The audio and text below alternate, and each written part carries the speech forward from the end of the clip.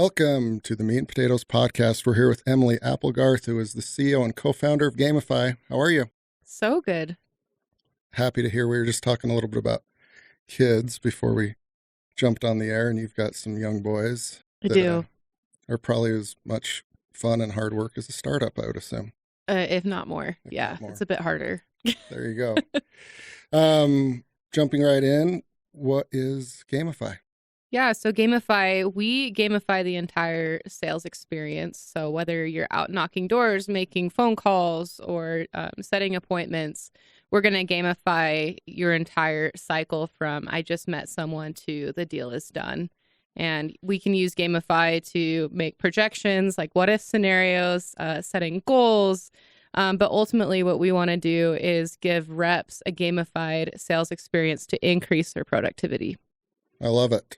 I'm a big fan of all things gamified, whether it's ping pong, not a lot of digital stuff. I don't really engage in that, but like anytime there's something that can be gamified, I think it's great to do. And obviously you guys have put a lot of thought into why that resonates well with the human brain. Where did the idea come from? Yeah, so it's an interesting story. So I was actually in sales. I had owned a music school and was running that for like 3.5 years. I studied music at BYU. We had 100 students, 12 teachers, and then COVID hit. And I was like, crap, what am I going to do? This isn't working anymore like it was before. So I ended up taking the first job that I could get at the time, and that was at a call center. And when I was at the call center, they ran what they called spiffs, or sales incentives, every single day. So like, hey, first person to make 100 dials gets $100 or something like that. Mm-hmm. So we were writing our stats on a window with a whiteboard marker, and we were winning things all the time. So I actually earned a down payment for my first home in 3 months just from spiffs and commissions alone. Wow. So my thought was like, hey, this is really motivating. It's definitely getting more engagement out of our team. How can we automate this a little bit more? And how can we give this experience to the entire organization? So I actually called up my dad, who was a principal architect at AWS, and he's a genius. And I was like, hey, how do you solve this problem for salespeople? And he was like, hey, I'm trying to gamify life for like ordinary people right now, not for businesses, just for consumers.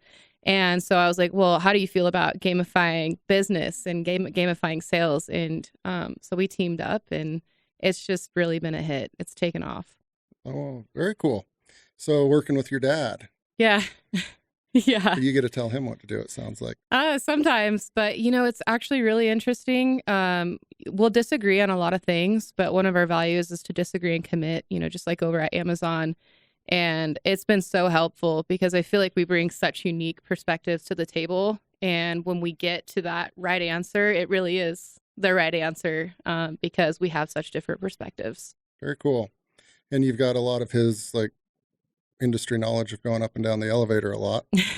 Yeah. And he knows a lot of the frameworks and all of that from his previous experience. Very cool. It's helped so much. Like you wouldn't believe. There's a lot of startups that have to build things in a way that isn't permanent because they don't have the resources or like the know-how to start it the right way. And that's totally fine. In a startup, a lot of times you have to rip things apart and put them back together. But we're really grateful that he built it with the right framework so that we can expand and go into any size of company right now, whereas a lot of startups cannot. So we're lucky. Yeah, that's a huge advantage. I couldn't write one line of code, but I do know that's a huge advantage to build it right from the gate. All right, so it sounds like it's a little bit focused or a lot focused on sales, right? And people will sell everything and anything on planet Earth. So broad application there. Right. I kind of think of like a Wall Street boiler room where like the incentives are like big money or Rolex watches or cars.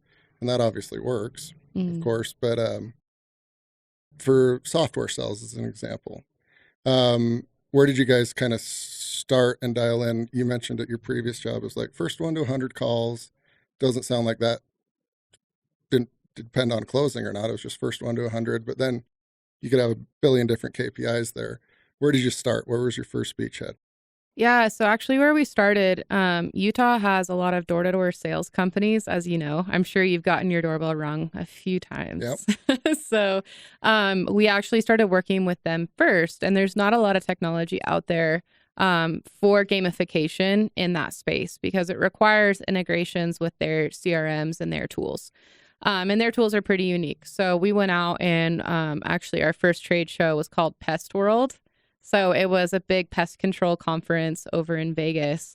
And we got started with them and did the integration with their CRM and mainly the kinds of competitions they'll run. It's actually pretty crazy. Some of them are giving away Teslas. You wouldn't believe the level of competitiveness that's going on in these companies. And the problem that we're solving for them is huge because even at these pest control companies, they'll have teams of developers building brackets like March Madness style or person v person, team v team competitions. And so what we do is we go in and we simplify that process and we allow managers to create competitions on the fly in less than 3 minutes from their phone. And if you think about it, if you're in 110-degree weather in Texas, knocking doors all day, you want to go home. It's hot. You want to be done. And so we needed to make an application that allowed them to create competitions on the fly while they're outside. And so that's what we did. And that's where we started. And it was probably one of the harder places to start, but easy in the way that there was such need. So I'm glad we started there. Very cool. So a manager's got whatever 50 folks out there knocking doors in El Paso. He's like, this is a horrible day. 3 p.m. rolls around. There's like the lunch coma and it's hot. Yeah. He or she could incentivize them right out of the gate. Like, all right, next one to 20 knocks. And then there's an incentive. Exactly. Very cool. Exactly. So very flexible and very fast. Yep. It's completely live. For us, that was so important. It would have been a lot easier to do something that updates once a day or, every week. But we believe that's the problem. If you're not finding out until the end of the week or the end of the month who's in the lead, then you missed out on thousands and thousands of minutes of live motivation. And we believe if you're one phone call or one door knock away from $1,000 gift card, you're going to sprint to that next opportunity. And we want to capitalize on that. Yeah. You guys don't care about what the prizes are, I would assume, right? Like that's up to each individual company. Yeah, it's up to them. We make it easy though. So we have a gift card catalog that they can choose from and it's completely automated. So if you win the competition, the gift card shows up in your email inbox. We're expanding our rewards catalog right now to have more than just gift cards, but a lot of companies will actually put in their own company swag. So we've made it possible for them to upload their own rewards that they offer internally as well. Wow. And the manager wouldn't need to worry about like distributing that stuff. It's all just automated. Right. Exactly. Wow. So there's no like he said, she said, like I didn't get that even though I won. It's just all done. Right. And we have, it's kind of like it's a CSV export where you can see all of the rewards that came in through your company and see the status. Was it fulfilled? Is it still pending? What's going on with all these rewards?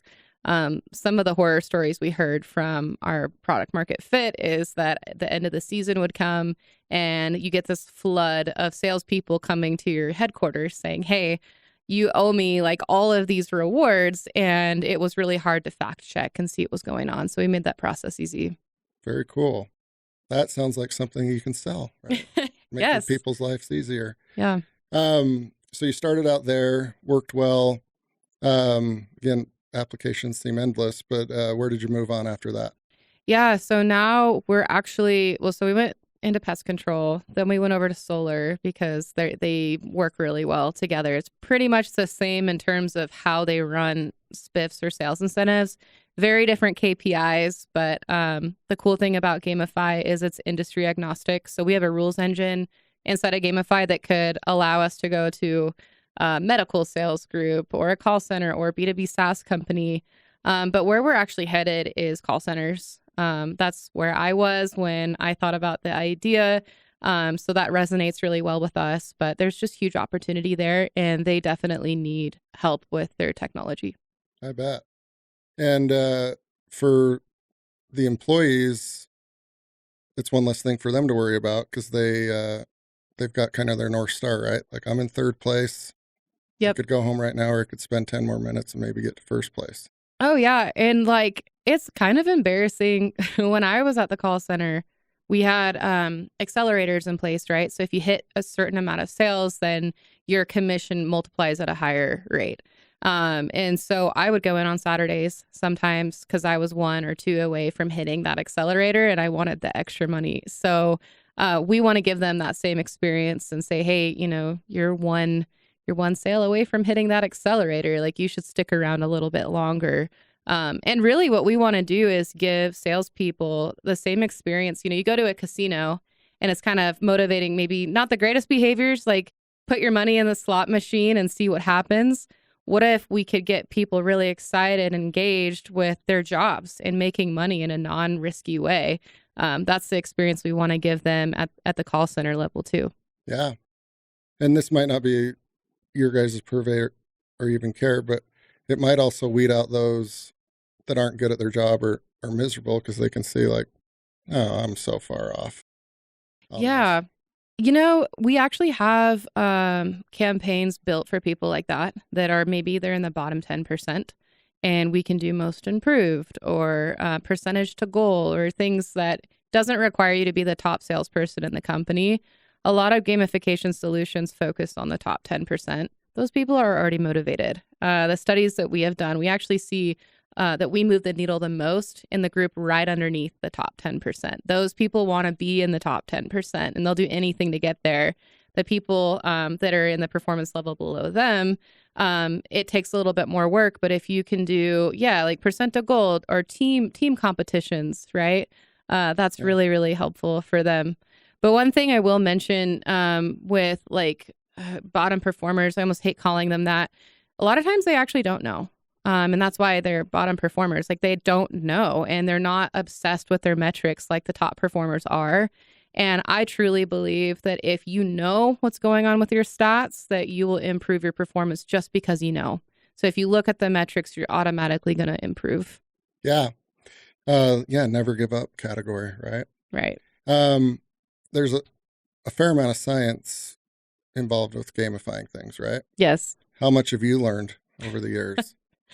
Yeah. I'm definitely not a scientist here. But as we've talked to, different people, we've learned so much. And really what we've seen is kind of going back to what I just talked about, being aware of what's going on with your performance. Like, I kind of compare it to finance.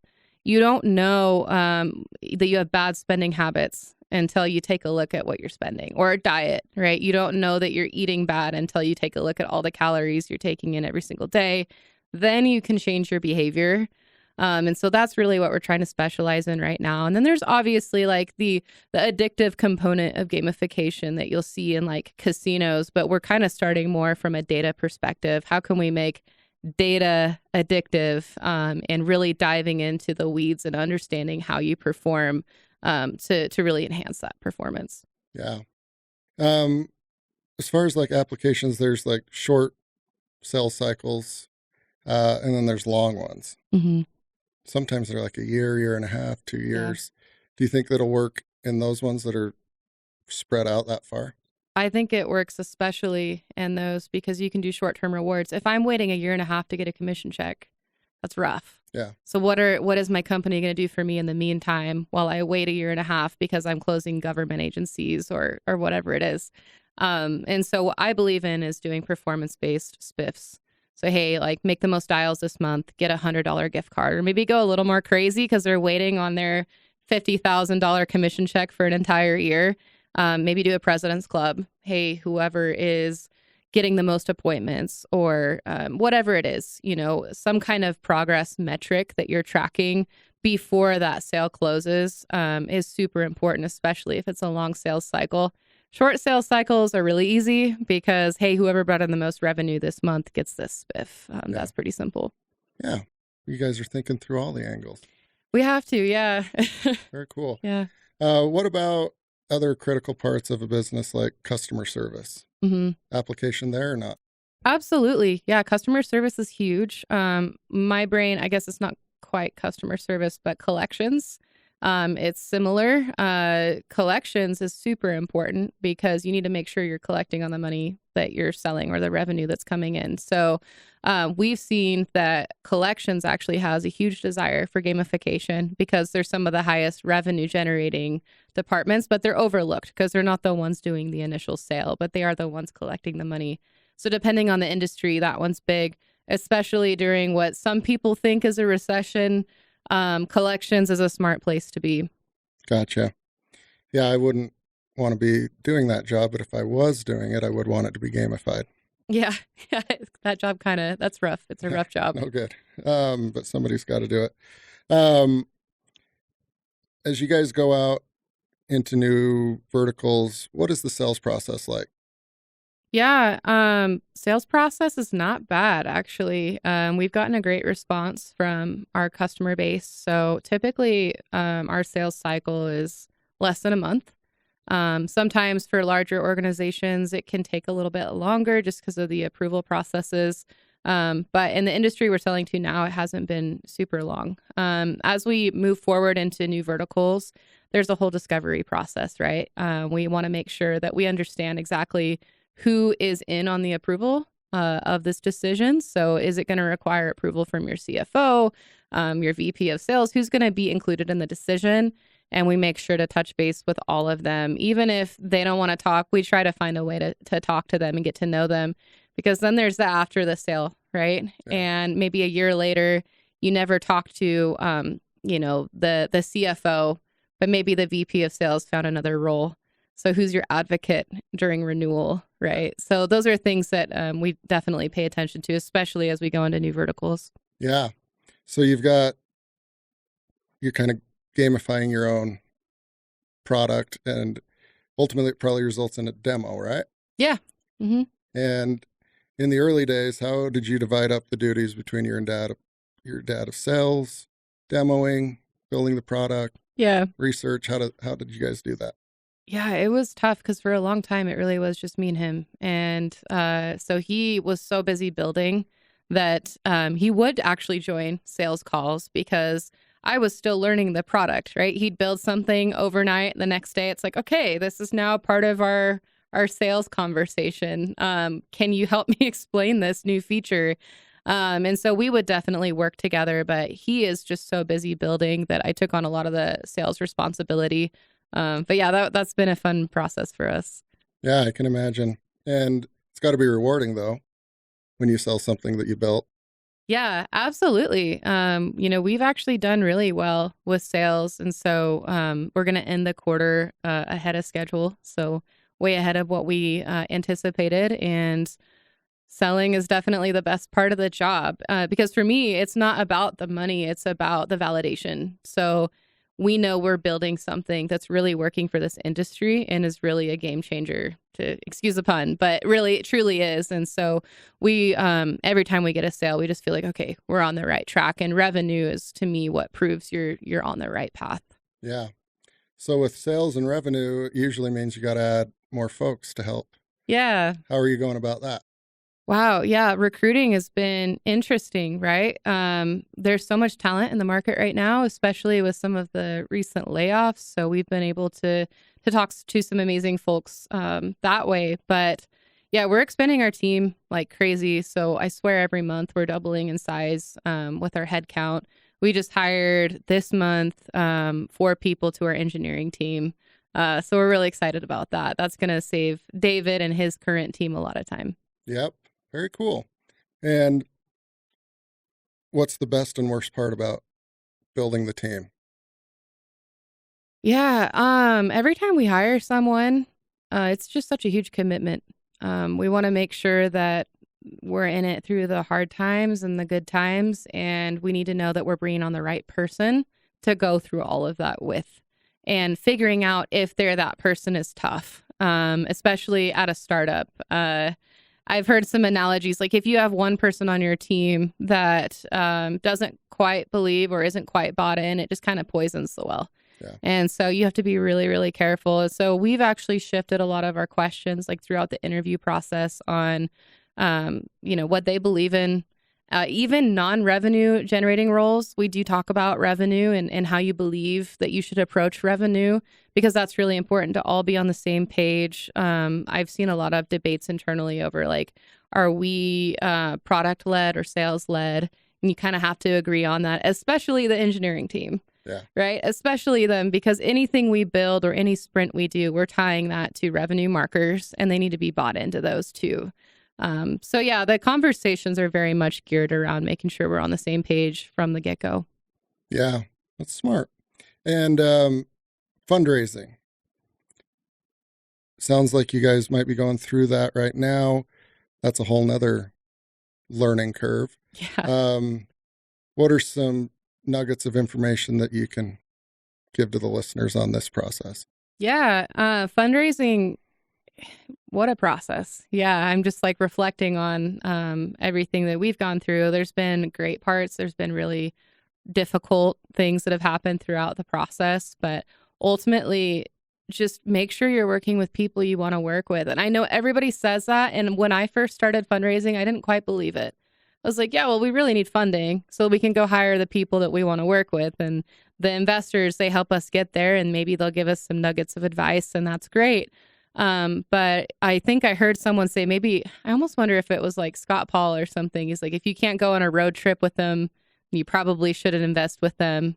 I think it was someone at Convoy. But anyway, yeah, it's true. If you can't go on a road trip with them, or if you can't have a hard conversation with them, they're probably not the group that you want to work with.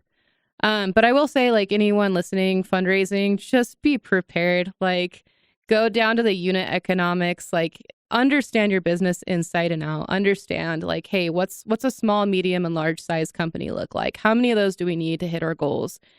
How are we going to find those people? Who are some of the target companies that we're going after? And really understanding how you're going to turn your investors' money into 10x or 20x at the next round.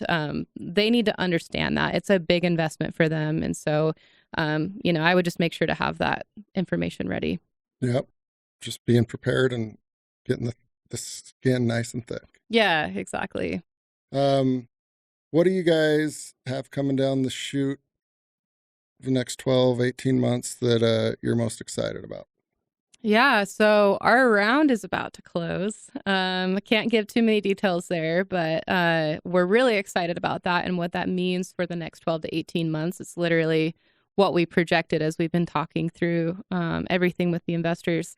Some of it's public, some of it's not, but you will be seeing a lot of news about Gamify just in the coming weeks and months. We're rolling out some new features that are a pretty big deal for our company and for our clients. It's things that they've been asking for a really long time, and we've been figuring out the best way to approach it over the last year, and we're finally to a point where we can launch it. So excited about that. Excited about the growth we're having at our company as well. Very cool. If I had to rack my brain on all the things my friends or family or strangers try to sell, cars, life insurance, seems like people always want to sell life insurance.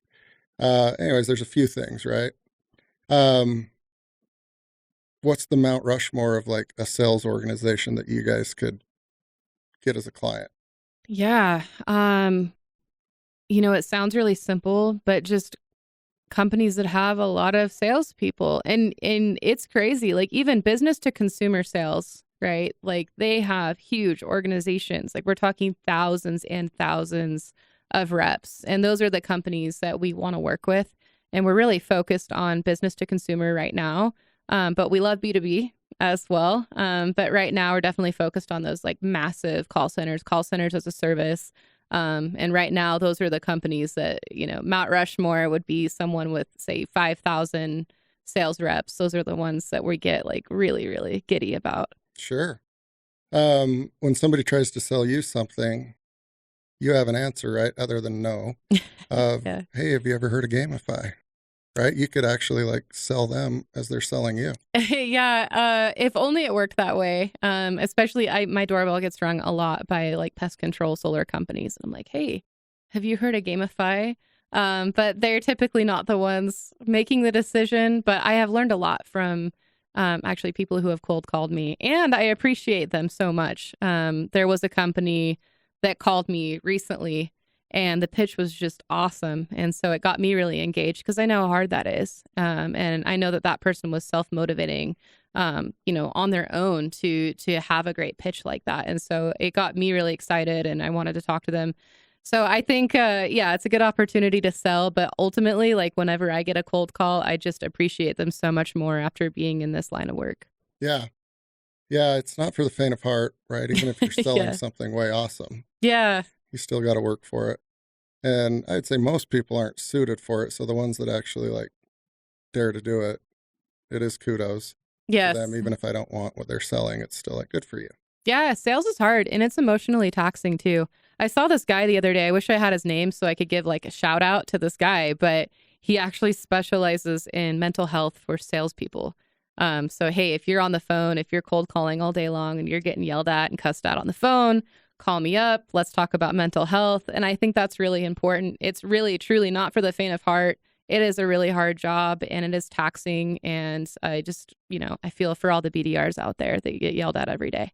Yeah, but if they're using Gamify, they'll be a little bit happier. Exactly. That's the goal. You can get yelled at a little bit for a $250 gift card. Exactly. And I've even seen companies that do like, hey, whoever gets like the worst call of the day, like we'll vote on it. And that person gets like $250. Oh. So yeah, you can make it fun. Absolutely. What's the point of any of this if there's not a little bit of fun? Right. Yeah. Otherwise, you might as well like be building the pyramids for free, right? You gotta have fun. True. I totally agree with that. Yeah. And fun, but like honestly, fun is great, but I'll just be honest, like I have never taken a job just to have fun. I take the job to provide for my family, and to me that's fun. And so ultimately what we want to do is make sure we're providing a way for people to make more money. And so if sales reps are making more money by using Gamify, I think that's really fun and Absolutely. awesome. Absolutely. Well, thank you so much for taking the time to join us, Emily.